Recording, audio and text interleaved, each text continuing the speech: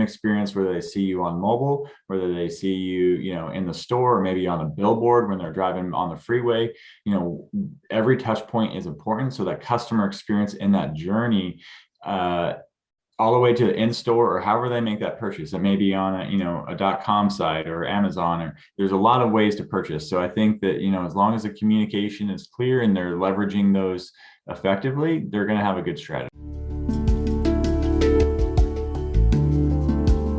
Hi everyone, good morning. Welcome to the new episode of Live Sattviko Talks. Today we have with us Mr. Joshua from the US. Hi Joshua, good morning. How are you? Good morning. How are you? I'm doing pretty well. So viewers, I'll quickly introduce Joshua to all of you, and from there we can take the session forward. So Joshua is passionate about retail and guiding brands on their go-to-market strategies in the US. Over the past 15 plus years, he has held various positions in sales and marketing roles.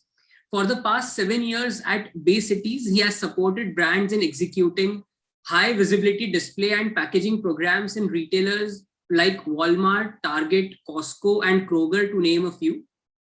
His other passions include his wife and 2 kids, running the outdoors, challenging himself, and trying new healthy foods.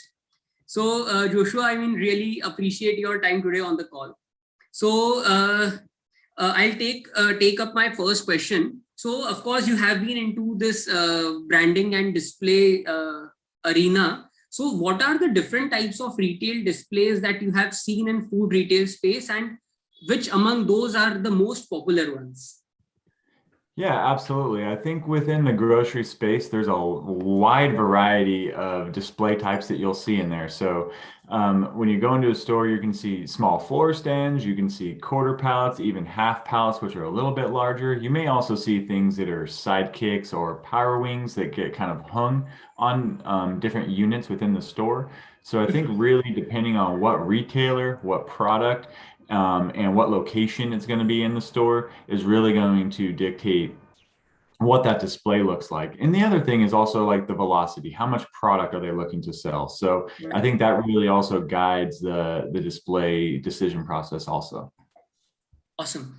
So of course, since you are experiencing all these displays across various retail formats, so is there any distinguishing factor while selecting a display at a specialty food store versus a supermarket or a hypermarket? Yeah, so I think, yes, there's going to be some, decisions to make on what type of display you're going to use there. I think when it comes to displays for, maybe like a 7-Eleven or some of those, quick convenience stores, C-stores, Sure. You're gonna have more smaller displays. They're impulse, they're floor stands. They're not going to hold a lot of product, but they're going to be high volume. So they're gonna move quickly. They're probably going to be replenished by an in-store team, someone that's going in there and stocking them regularly.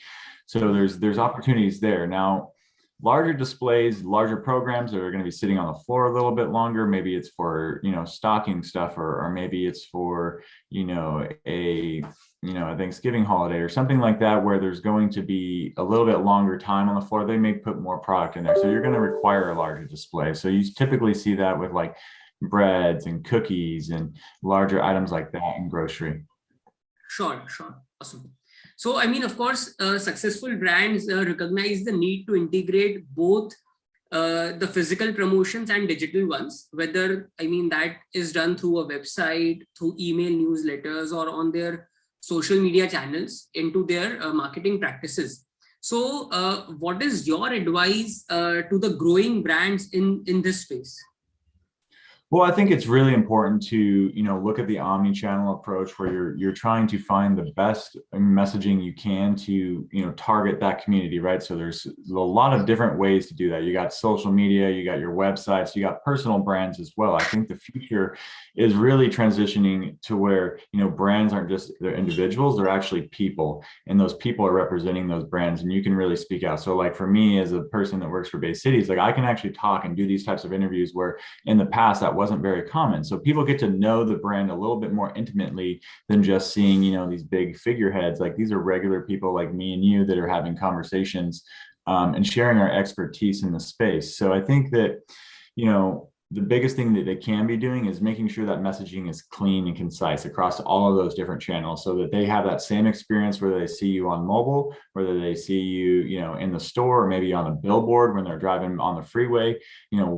Every touch point is important, so that customer experience in that journey, all the way to the in-store or however they make that purchase. It may be on a .com site or Amazon, or there's a lot of ways to purchase. So I think that, as long as the communication is clear and they're leveraging those effectively, they're going to have a good strategy.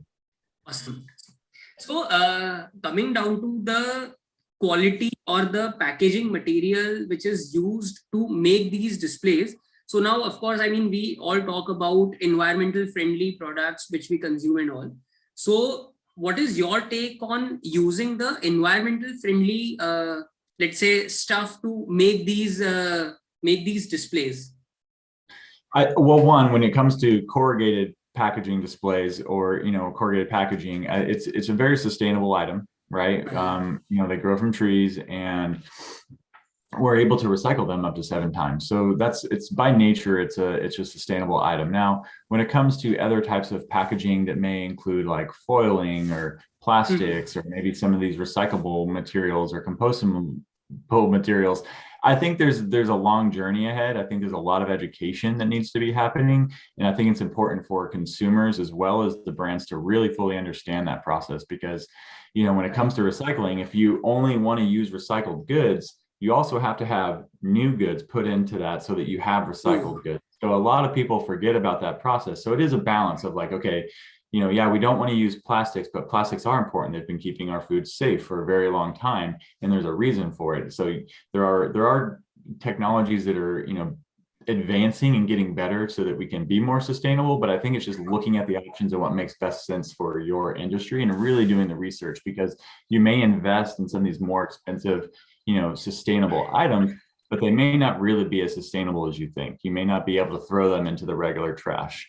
And then the other thing is also just, you mentioned, the touch and the feel and the experience people have with the packaging. That's really important as well. So, you got the sustainability aspect, but then you also have the customer experience and what they're looking to get when they see the package, what they feel, what happens when they hold that product in their hands, and also when they use it. So I think really, strategizing and taking the time to sit down and walk through those things is going to be really important for brands.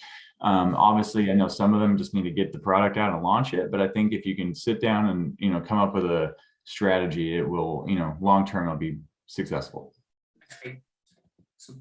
So of course, health and wellness are big business, and shoppers will of course scan a product for its health information, and whether or not they find it can influence really their purchase decisions. So most product labels are of course tiny and hard to read, and your customers don't have the time to stop for that long while the grocery shopping. So what advice do you have for the brands in terms of packaging for these retail shelves? Well, I think, we can kind of step back to that customer journey. I think the education starts from the first time they experience your brand, whether that be on Instagram or Facebook or maybe a website or, an advertisement. So making sure that they're getting touch points where that consumer is at, right? Are they potentially interested in your product, right? And then when they get into the store, hopefully by that point, they know enough about your brand that they're going to, make a purchase, right? And the other thing is consumers are actually more likely to go into store and research a product, especially for food items, because they're not familiar with it. They're less likely to purchase over a line. Like I know me personally, I've been ordering a lot of online products, but I order them limited, or, they have minimum orders. So it could be a little complex. So I think, making sure that your packaging is clean, those key identifiers are on there. So, if you're gluten-free or dairy-free, or, maybe you use some type of special product or a newer product that, newer ingredient, like make sure those key, points are, deliberate, and, its messaging is clear to your consumer. Now, again, there are obviously, pharmaceuticals and OTC, there's not a lot of shelf space. The product's not big. So, they are going to have smaller print, but I just think making sure the right print is on the outside of the box. Obviously, there's legal involved as well. So there's just a lot to think about. And I think that brands, even though, there's other touch points, right? Like some brands are actually using QR codes or using, Yes. tap technology so that it will go to their phones, right? So if they come within proximity of their packaging, it can actually send them a push notification. So there are other technologies that are advancing that brands can implement.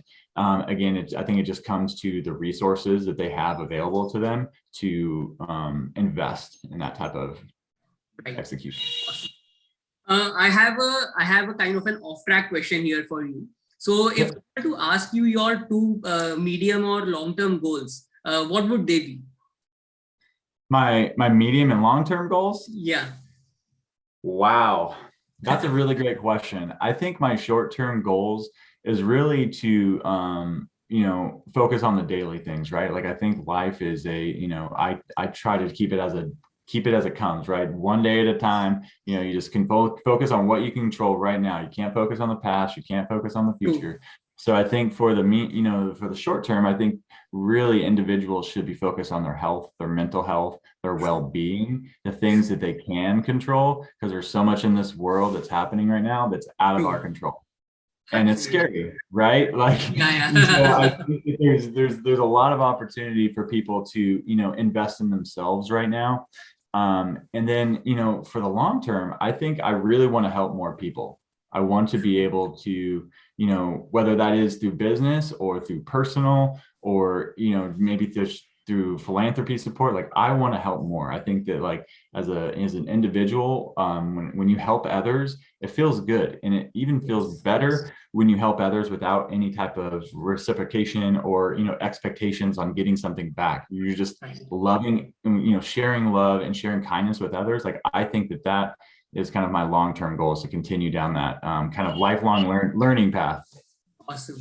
That sounds really lovely, and wish you all the best for this. Yeah, of course. Awesome. So coming down to my next question, of course, I mean, in-store retail displays are no longer, let's say, for just simply showcasing the products, and they should be, let's say, an interactive element as well of your store that allows customer to have deeper engagements with your merchandise and your brand. So, I mean, if you can share a couple of your experiences and learnings with the brands and stores, so I mean, how can it be helpful for them? Yeah, so I think, obviously every retailer is going to have their own requirements and their own expectations of what they want in the store. If you go into, I'm obviously here in the United States. So if you go into a Target, you're going to see very clean aisles. You're going to see very sophisticated, Sure. updated, displays and presentations that really create a more immersive experience through technology. So I think that there's a lot of stores within the store too. So they're trying to take that experience at the store to the next level by integrating partnerships or collabs. The other thing is if you go into like a big box, another one would be Walmart, right? Like they've always been known for doing these large entertainment trains. Now we work on a lot of those at base cities.